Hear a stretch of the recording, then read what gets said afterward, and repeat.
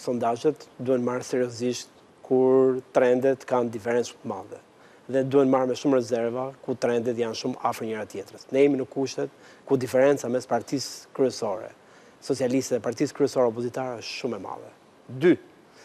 Është e vërtet ajo është e vërtet ajo çfarë tha Mingjozi dhe më pëlqeu si koncept që ka një mirë kuptim mes forcës parë, që është Partia Socialiste, e cila ka shumë gjasa të fitojë, dhe forcës dytë opozitare, që është Partia Demokratike, që ka shumë gjasa të humbë,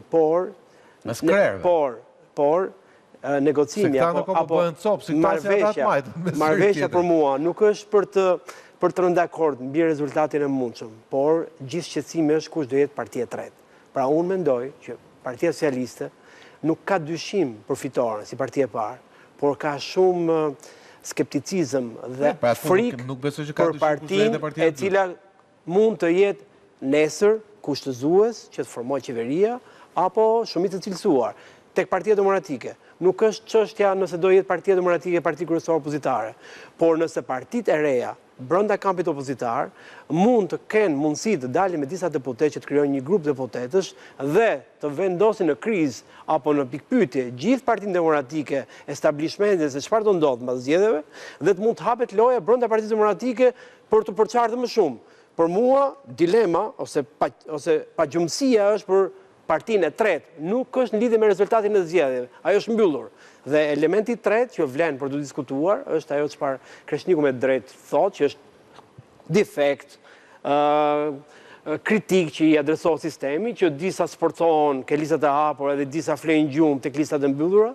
Nuk du t'i bëj foto po tem, se edhe i njofim. Pikërisht do t'i balla kur i ke me dur në xhep, duke qesh. Do t'i balla kur kërkoj që PD-ja nuk është në atë pikë sot. Kur e thot Ilir Renozi, pra që është përfaqësuesi tipik i bazës demokratëve, ata që ndoshta edhe kanë sakrifikuar më shumë, kanë vuajtur më shumë gjatë 2-13 viteve të fundit, ai thot vi shoppinga dhe dil.